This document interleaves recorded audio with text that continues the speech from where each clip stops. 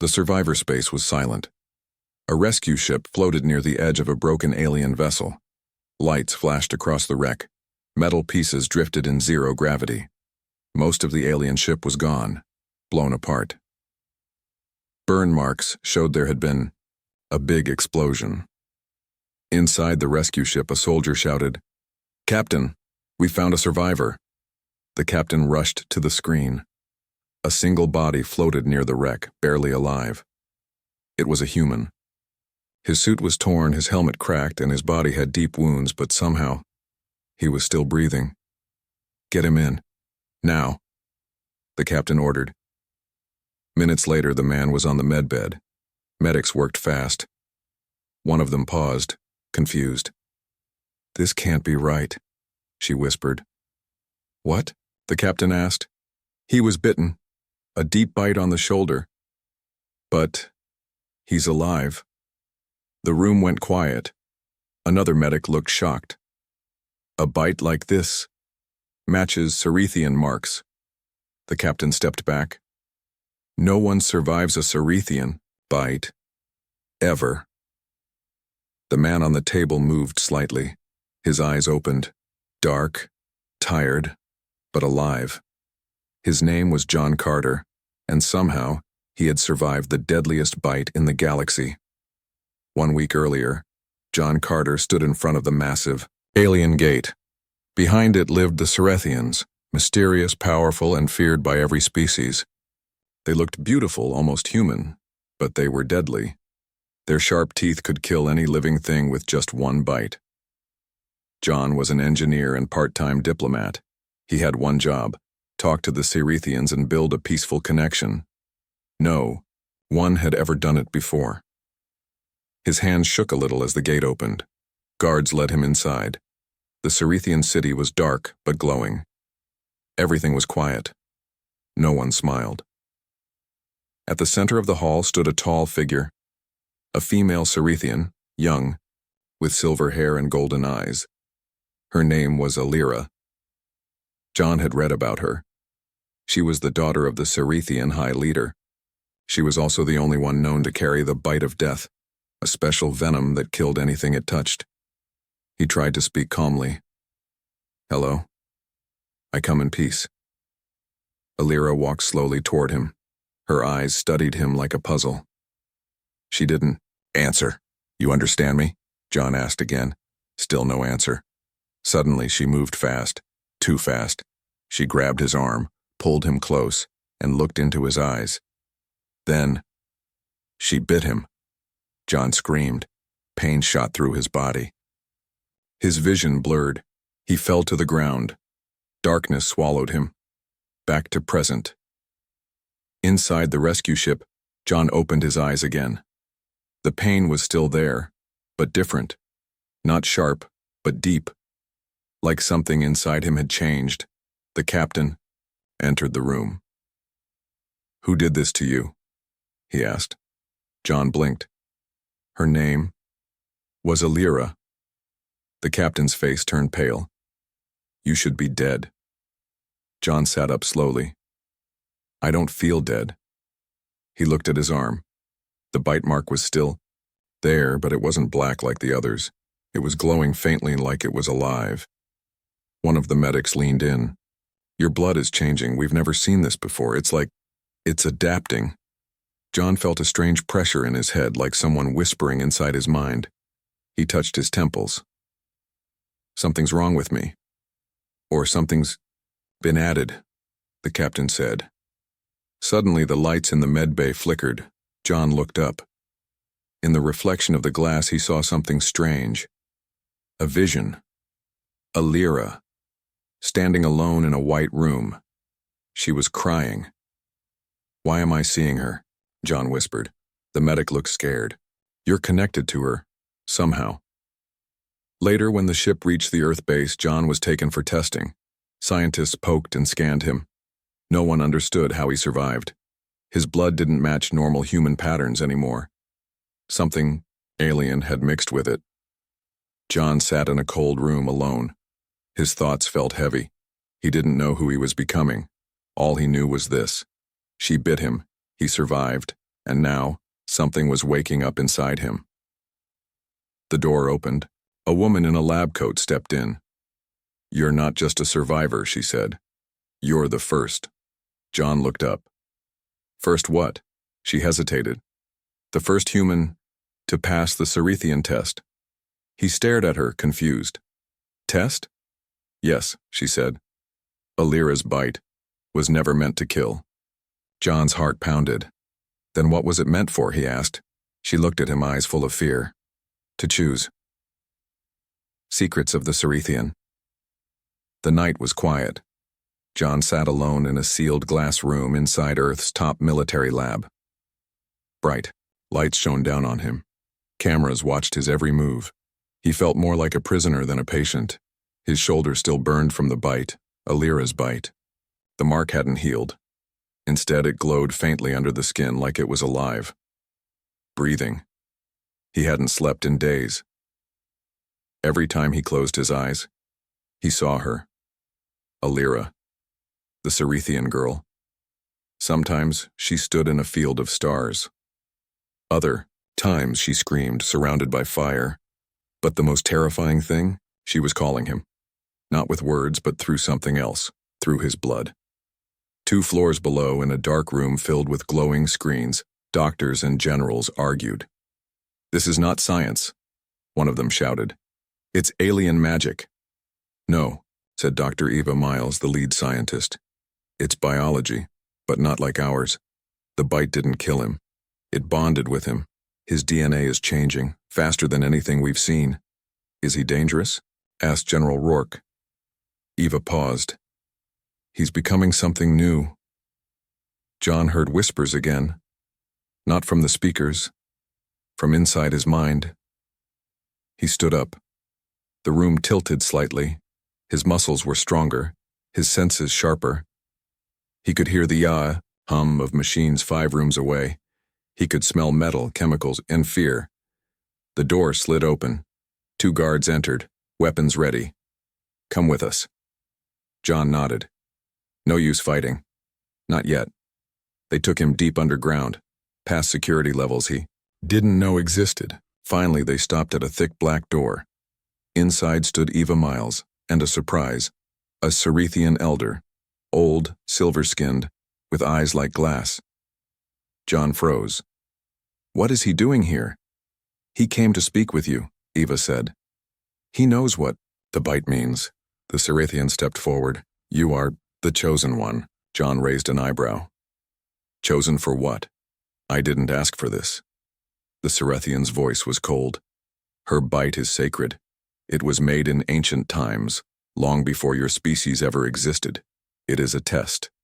Only one with a pure and balanced heart can survive it. You are the first." John clenched his fists. "What does that mean? Why me?" The Cerethian looked at Eva, then back at John. "Because war is coming, and you are the weapon." Later that night, John was taken to a private chamber, guarded on all sides. There, for the first time, he saw it. A secret message from Alira was recorded before she disappeared. Her image flickered on the screen. She looked tired, afraid. "John, if you're seeing this, then you survived. That means everything has changed. My people will fear you. Yours will want to use you. But none of them understand what's coming. I didn't bite you to hurt you. I bit you to save you. I chose you, and because you're not like the others, there's something inside you, something that can fight what's coming. The Evorans are waking up." The screen cut off. John stared at it in silence, then whispered the word. "Evorans?" Eva's voice trembled behind him. "No one has heard that name for thousands of years." John turned to her. "Who are they?" Eva walked to the screen and brought up a star map. "They're an ancient species. The Cerethians fought them long ago. The Evorans nearly destroyed the galaxy. Their minds are like a hive. No feelings, no mercy, just hunger." John's chest tightened. "And now they're waking up?" "Yes," Eva said. "And your transformation may have triggered them." John stared at his hands. They didn't look human anymore. Veins glowed faint blue under his skin, his heartbeat was slower and stronger. "What if I lose control?" he asked. "What if I become like them?"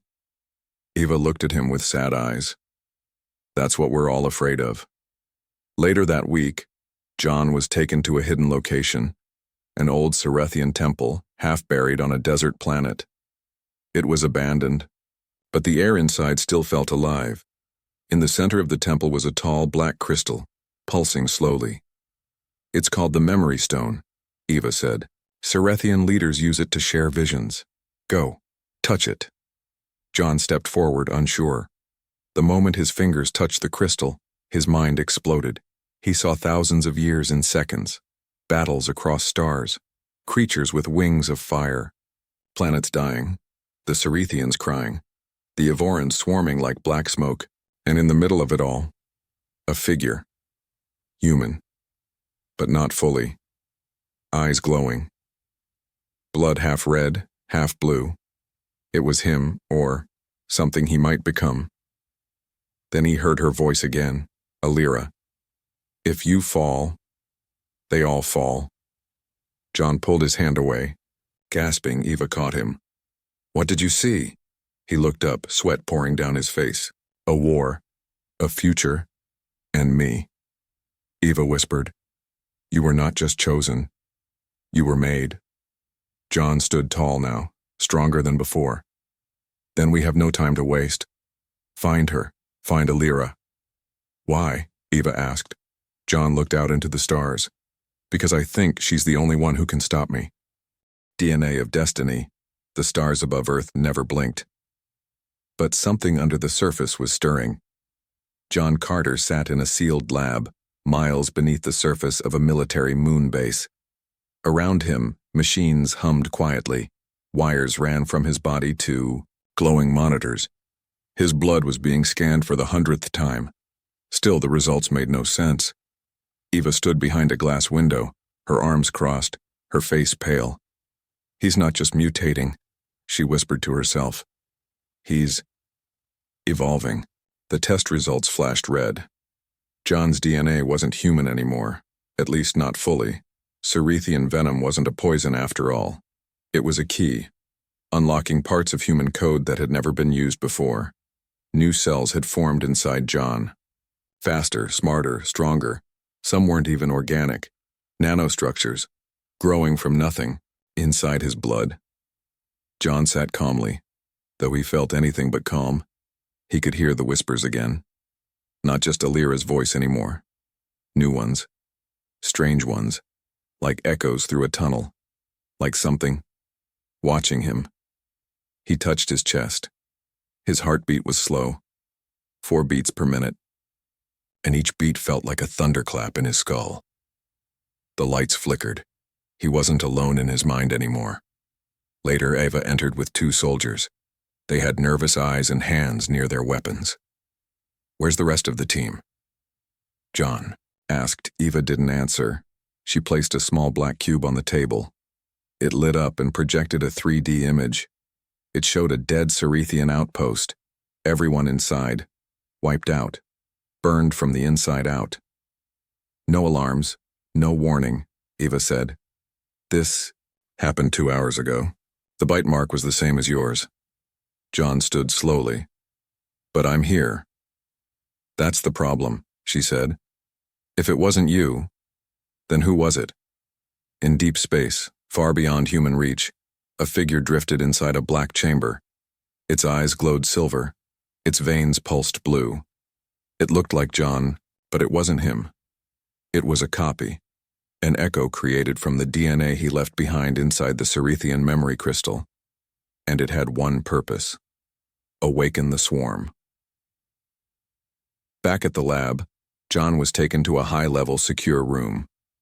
Inside stood an old man in a long uniform, General Axton, head of the Earth Alliance Defense Force. "I've read every word of your file," Axton said. "Do you know what I think?" John waited. "I think you're not the only one who was changed. I think that girl, Alira, knew exactly what she was doing. She gave us a weapon. She gave me a warning," John replied coldly. "You didn't see what I saw. The Evorans are waking up. Axton nodded. Yes, and if they come, we'll need something that can stop them. John narrowed his eyes. Or become them. Axton didn't flinch. That's a risk we're willing to take. That night, John couldn't sleep.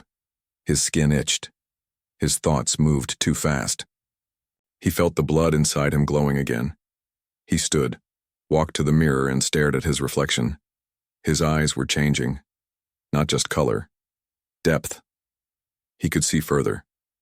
Into the walls. Into systems. Into memories. His mind opened like a door. Suddenly, he saw her, Alira, alone, cold, trapped in a cell surrounded by darkness. Her hands were chained. Her body was weak, but her eyes looked straight at him across space. They took me, not my people, the swarm. They want me. Because I created you. John gasped and fell to the ground. The image faded, but now he knew. She was alive, and she was in danger. The next day, John demanded to speak to Eva. She's out there, he said. Alira, trapped somewhere. I saw her. Eva looked unsure. That could be another memory illusion. No, John said firmly. This one was real. She's sending it through the bond. Eva stared at him. John, your brain waves are syncing with Cerethian signal patterns like a beacon. What kind of beacon, he asked. The kind that attracts things. Suddenly alarms screamed through the base, red lights and explosions, a voice over the speakers. We're under attack. Unknown species, they've breached the outer ring. Eva ran to the control screen. Her face went pale. On the monitor, hundreds of dark figures crawled through the corridors. Their bodies were black, shiny, insect-like. Their eyes glowed white. Evorans, she whispered. They found you. John clenched his fists. They didn't come for me, he said. They came for what's inside me. Gunfire echoed through the halls. Screams. Soldiers fell. The swarm moved too fast, like smoke and fire and death in one. John closed his eyes. He let the transformation begin. Bones cracked. Muscles tightened. His skin shimmered with blue light. And then, he ran. Walls became a blur. Time slowed. Every enemy movement became clear. He moved like water, like wind, like a storm. He tore through the Evorans like they were paper. But inside him a voice screamed, "This is not who you are. Don't become like them. Find me." Alira. Still alive. Still waiting. When the battle ended, the base was broken. Bodies everywhere. Eva stood in the smoke, shocked. You fought like them.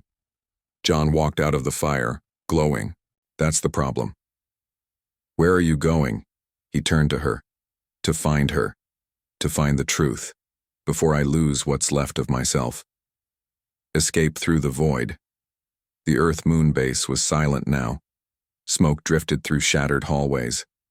Walls were broken, screens flickered. The bodies of Evorans lay still, but so did many humans.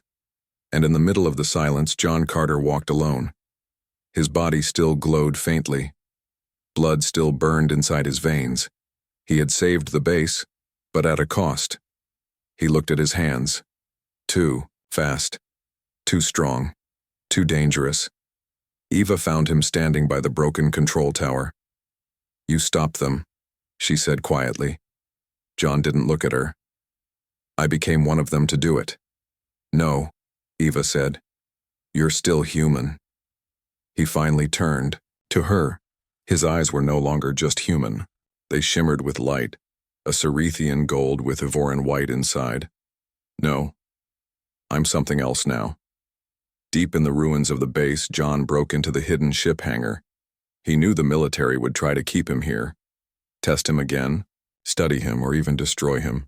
But he couldn't stay, not anymore. He had seen Alira, trapped, hurt, alone, and every second he waited. The bond grew weaker. If she died, he would lose the only thing that reminded him of who he once was. He found a long-range stealth ship, small and fast. Before takeoff, Ava appeared once more. She held a small cube. This was found inside the Evoran hive body. It was carrying it. John took the cube. It lit up in his hand. A voice echoed from inside. Alira's voice. If you're hearing this, then they know. The Evorans know you exist. They will come for your blood. But you are not just a weapon, John. You are the answer they fear. He looked up at Ava. I have to find her. Ava nodded. There's only one place left where they might be hiding her. The Cerethian Void Station. But no human ship has ever made it back from there. John stepped into the ship and smiled. Slightly. I'm not just human anymore. The ship launched, breaking past Earth security before anyone could stop it. John disappeared into deep space, leaving everything behind. Home, safety, even his name. Now he was something else, a hybrid, a danger, or a hope. 3 days later, the ship entered dark space, the void. No stars, no planets, no light, just emptiness. But John could feel something, not see, not hear, feel. The bond was growing stronger again. Somewhere ahead, Alira was near. Suddenly, alarms blared. The ship shook violently. Out of the dark, 3 massive creatures appeared, Evoran Void Reapers. They didn't use ships.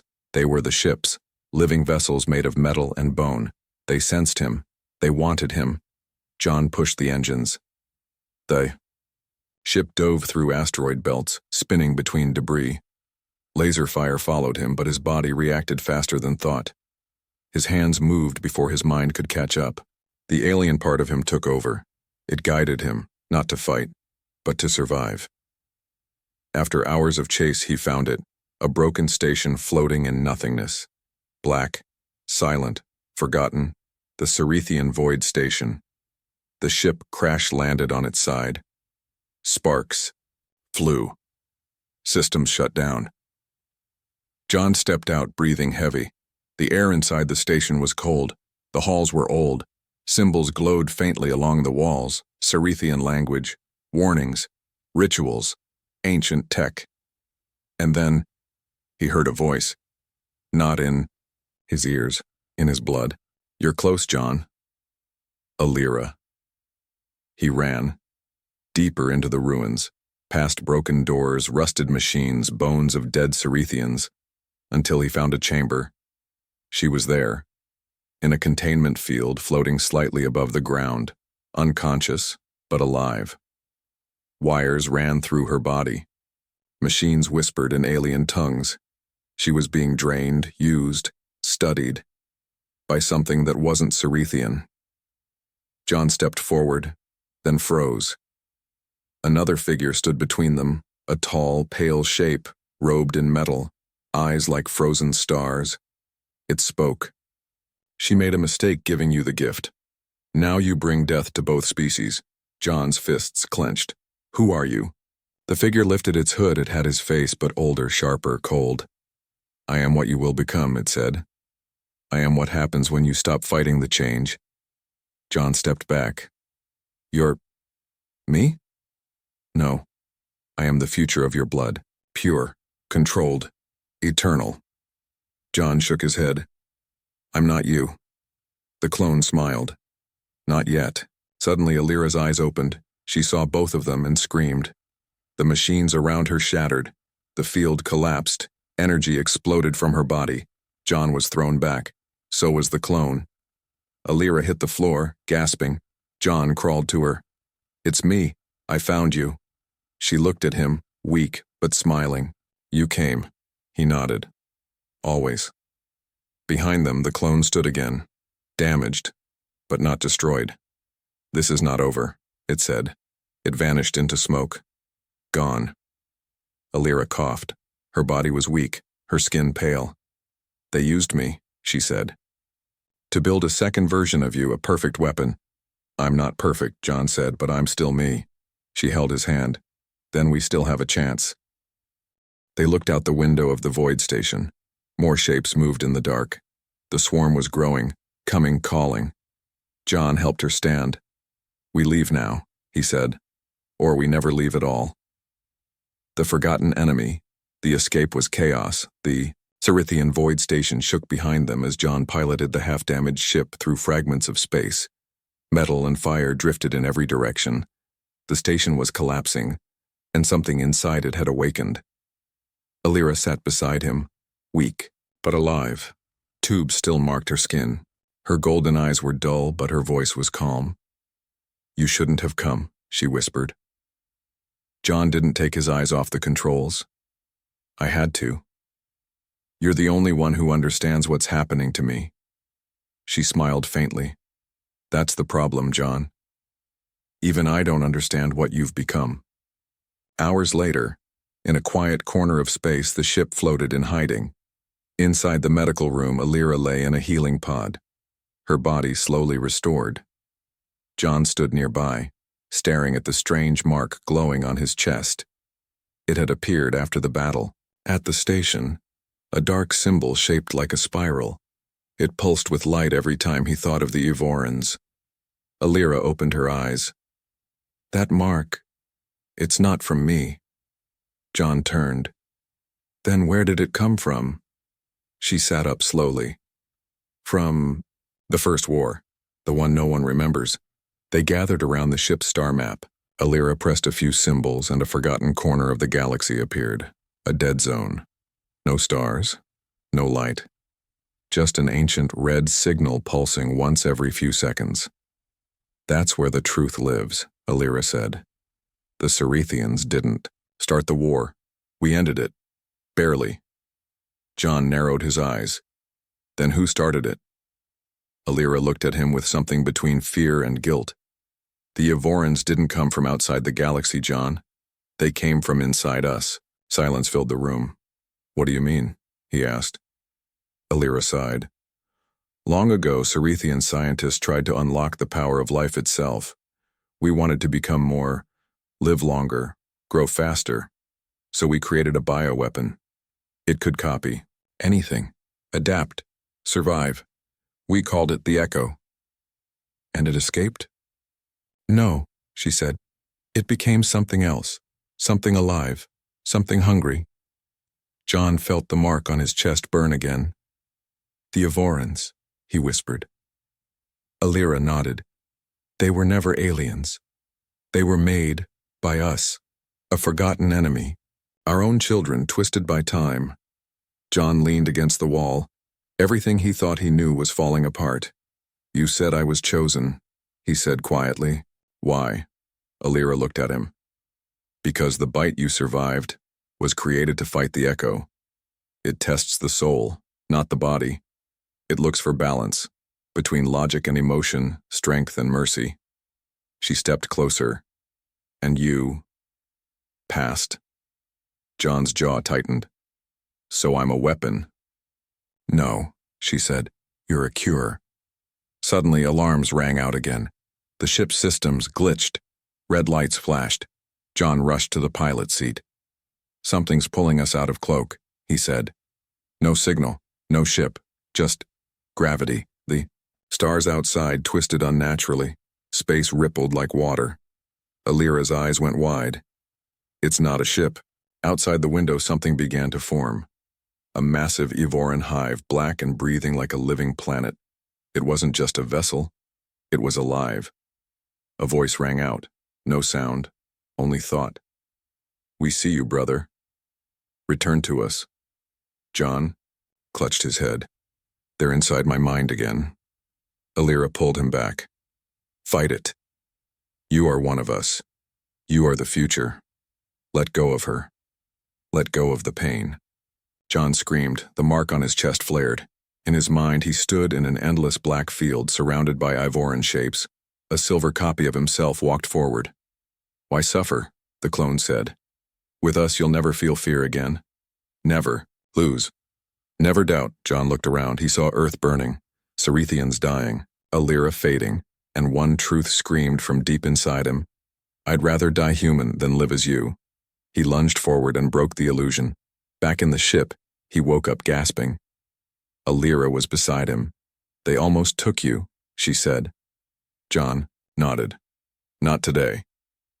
Outside, the hive disappeared again. Watching. Waiting. John stood. We need answers. Real ones. Alira looked at the star map. There's one last place, forbidden to both humans and Cerethians.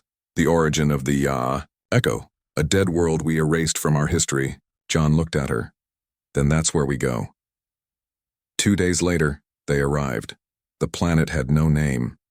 Just numbers, X37 Omicron. The surface was dead. Cracked. Dry, but underground. Life waited. Twisted. Quiet. Cold life. They entered the core, chambers. The walls were covered in ancient writing. Alira read them slowly. This is it. The lab where the Echo was born. They found an old stasis pod. Inside was the body of a Cerethian scientist, still breathing, cryo-locked for thousands of years. John stepped forward. The scientist's eyes opened, and he spoke with a whisper of dust. You were never supposed to be made. John leaned in. Then why am I here? The scientist coughed. Because we failed. We tried to kill the Echo. But it learned. It evolved. It made copies. It used our own blood against us. He looked at John. But you? You are different. You carry the fire and the light. You carry choice. Alira asked. How do we stop the Echo? The scientist gave one final breath. You don't destroy it. You replace it. Then he died. Back on the ship, John sat in silence. The truth was clear. He wasn't just part Evoran or part Cerethian. He was something entirely new. The old galaxy feared him. The new one needed him. But if he made one wrong move, he could become the next Echo, a virus, a god, or a monster. Alira stood beside him. You still have a choice. He looked at her.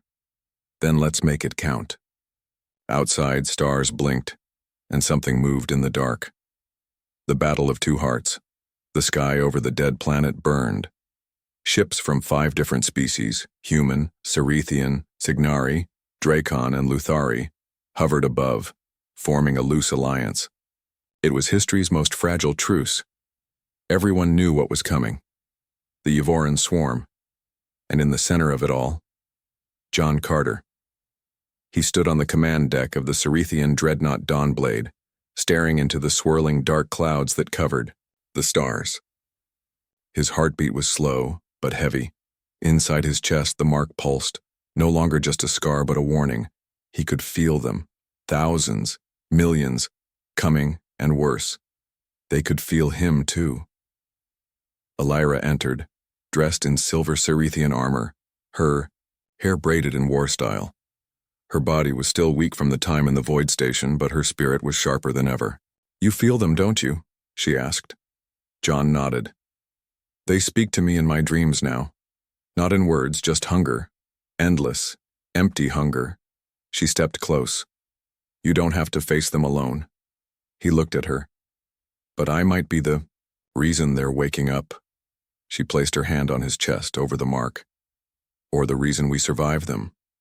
Hours later, the Alliance leaders met inside the war chamber. General Rourke of Earth stared at John. If he turns on us, we won't survive 5 minutes.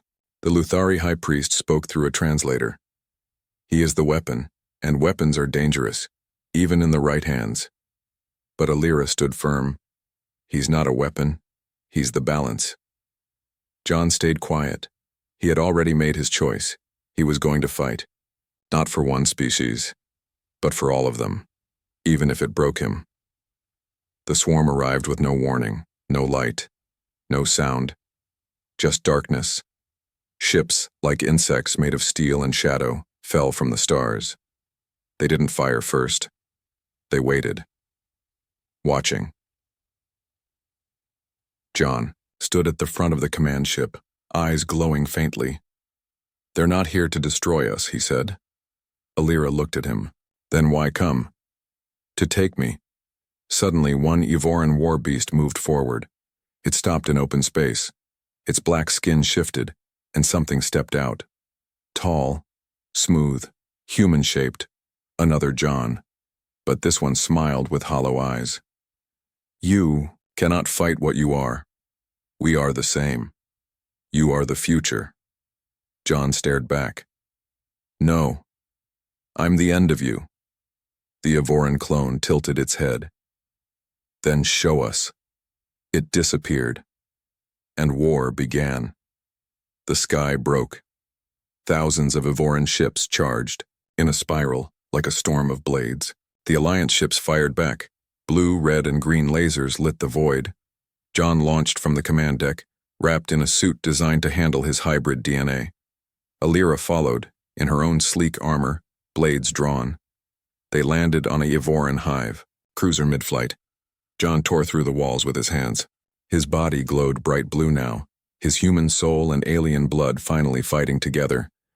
But every Evoran that fell made him stronger, and every kill whispered louder in his mind. More, faster, become. Alira saw the change in him. His movements grew wild, his eyes too bright. He no longer looked tired, he looked hungry. After the battle, they landed on the broken surface of a dead moon to regroup. Around them, the Alliance forces cheered, but John stayed quiet. His hands trembled, not with fear, with desire. Do you feel it? He asked her. The power. It doesn't stop, it doesn't sleep, it just grows. Alira touched his face. You're still here. For how long?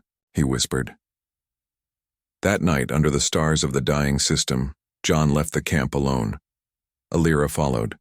She found him kneeling at the edge of a cliff, staring at his reflection in the pool below. He didn't turn to her. I killed them without thinking, he said. I didn't blink, didn't hesitate. It felt good. She stayed quiet. I'm not human anymore, Alira. I'm not even Cerethian. She knelt beside him. No. You're what comes next. He looked at her now, eyes full of fear. What if what comes next is worse? Suddenly a shadow moved in the sky. The Evoran clone landed in front of them, untouched by battle. You fear the truth, it said. But fear is a human weakness. Alira stepped forward, drawing her weapon. Stay back. But the clone looked only at John. Let her go. She holds you down. Come with us. Lead the swarm. End this war in one breath. John stared at it. It looked like him. It moved like him. But something was missing. Soul. I'd rather die than become you, the clone smiled. Then die. It attacked. The battle was brutal. John fought himself, literally. Every move mirrored, every thought countered. But Alira joined the fight. She wasn't as fast, not as strong, but she fought with heart. She stabbed the clone through the chest, but it didn't die. It laughed. John finally broke through and unleashed everything. Power exploded from him like a wave. The clone dissolved into ash. But John collapsed, shaking. His skin cracked with light. His chest burned. Alira held him. You held on, she whispered. For now, he said.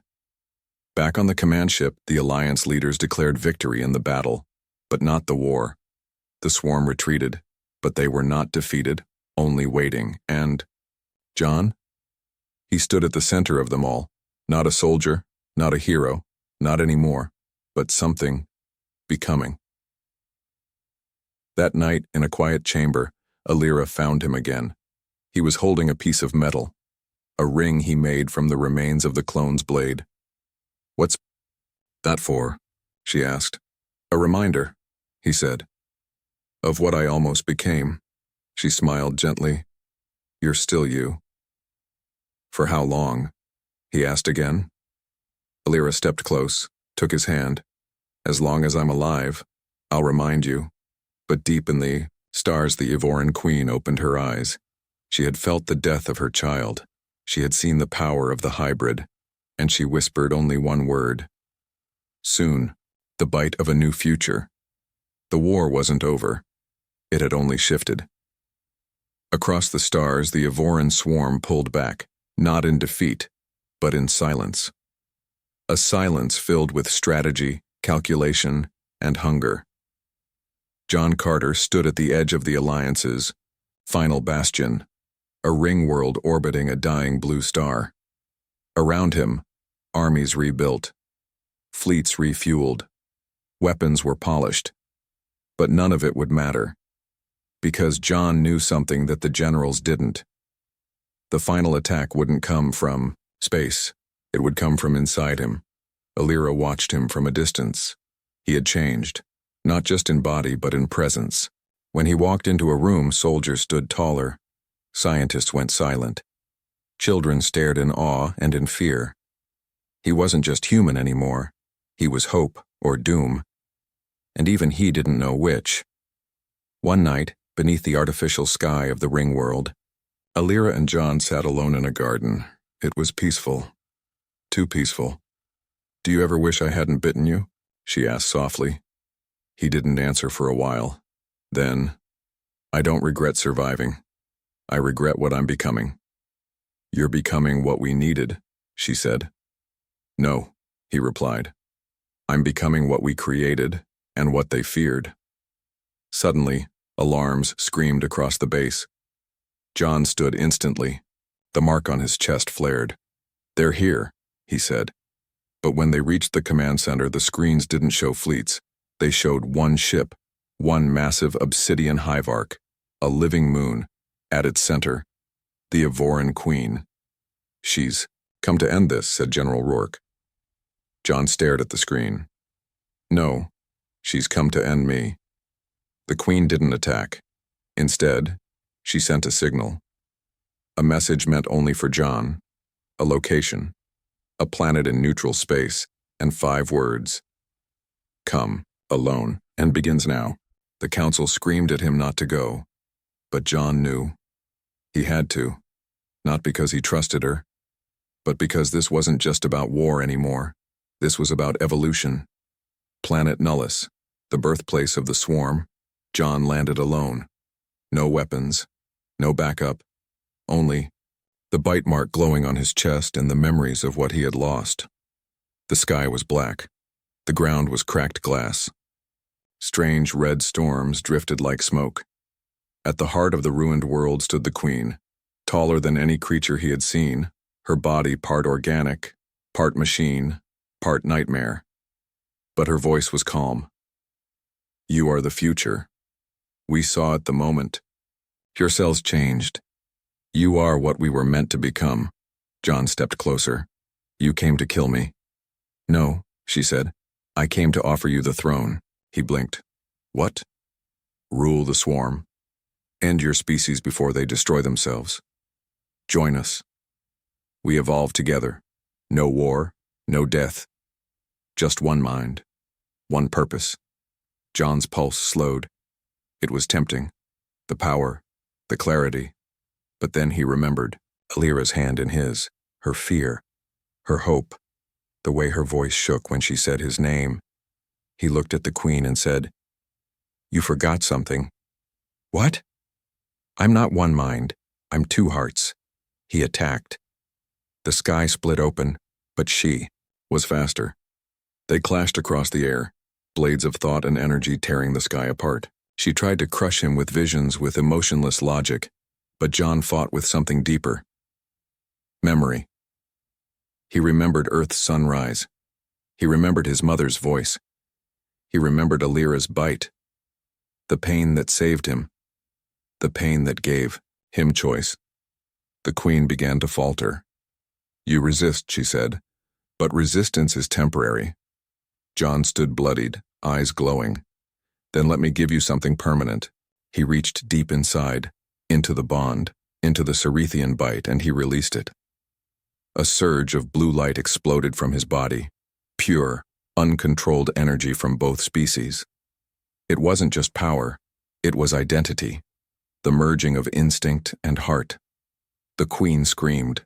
She tried to rewrite him, pull him into her mind, but he was no longer programmable. He was alive, and she was only code. When the light faded, she was gone. Not dead, but replaced. By silence, by peace, by choice. John collapsed. Alira arrived minutes later in a stolen ship, against orders. She held him as he gasped for breath. "You found me," he whispered. "Always," she said. 2 months later, Earth orbit John stood on a balcony overlooking a restored city. The war was over. The swarm was no longer attacking. Without the Queen's mind, they had lost direction. Some vanished. Some surrendered. Others simply slept. The galaxy was quiet. For now, Alira stood beside him. She handed him something small. A crystal cube. He looked inside and saw something, moving a child, a small being, half human, half Cerethian, born not from biology alone, but from balance, from unity. John looked at her. "You," she smiled. "Yes." He held the cube gently. "I never wanted to be a god." "You're not," she said. "You're just the first of something new." Above them, the stars watched in silence. Not in fear, not in hunger, but in wonder. A new species had been born, not from dominance, not from war, but from a single bite and a single choice.